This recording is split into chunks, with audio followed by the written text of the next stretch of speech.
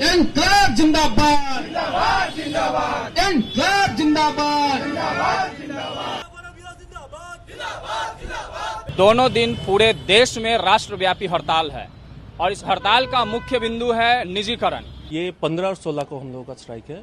ये स्ट्राइक है प्राइवेटाइजेशन के अगेंस्ट में।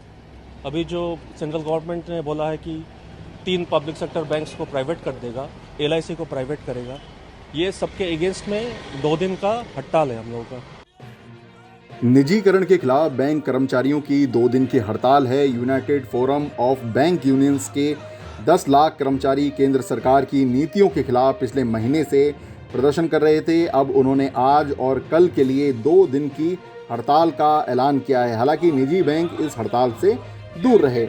इस हड़ताल का असर देश के कई हिस्सों में दिखा। पूर्वोत्तर भारत में अगरतला से प्रदर्शन की तस्वीरें सामने आईं। वहीं पटना, दिल्ली, मुंबई, सिलीगुड़ी में भी बैंक कर्मचारी प्रदर्शन करते हुए नजर आए। दरअसल सरकार ने 2 सार्वजनिक बैंकों के निजीकरण का फैसला किया है। उसी विरोध में ये हड़ताल हुई है। इस हड़ताल में ग्रामीण बैंक भी शामिल हुए। इस दौरान आंदोलनरत बैंक कर्मचारियों ने कहा कि आम जनता को भी इस प्रदर्शन में बैंकों के साथ आना चाहिए।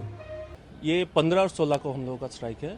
ये स्ट्राइक है प्राइवेटाइजेशन के अगेंस्ट में।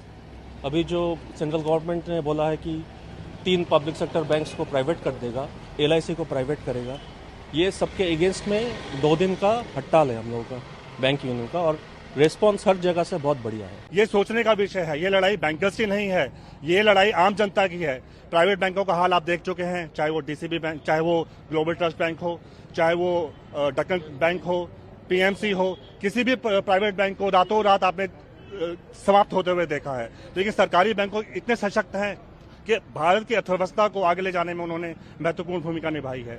आज ये वह समय है जब आम आदमी को सड़क पर आना होगा और बैंकर्स का साथ देना होगा, क्योंकि अगर सरकार इन बैंकों को प्राइवेटाइज करती है तो इनका अंत निश्चित है। किसी भी समय रातों रात इन बैंकों को समाप्त कर दिया जाएगा, किसी भी तरह की नीति लाकर इनको प्राइवेट हाथों में सौंप दिया जाएगा। और जब प्राइवेट पूंजीवादी सरकार आएगी, प्राइवेट पूंजीवादी कैपिटलिस्ट आएंगे तो इन बैंकों को अपने तरीके से चलाएंगे। केवल इनका ऋण उन लोगों को दिया जाएगा जिनको कि बाद में माफ कर दिया जाएगा और आम आदमी का पैसा इस तरह से लूट लिया जाएगा। प्राइवेटाइजेशन कर रहे हो एक अलग चीज है, बट अगर प्राइवेटाइजेशन करना ही है तो आप लाइसेंस बाकी बैंकों को क्यों दे रहे हो? बाकी प्राइवेट इंडिविजुअल बैंकर्स कितने लोग आ रहे हैं उनको क्यों दे रहे हो?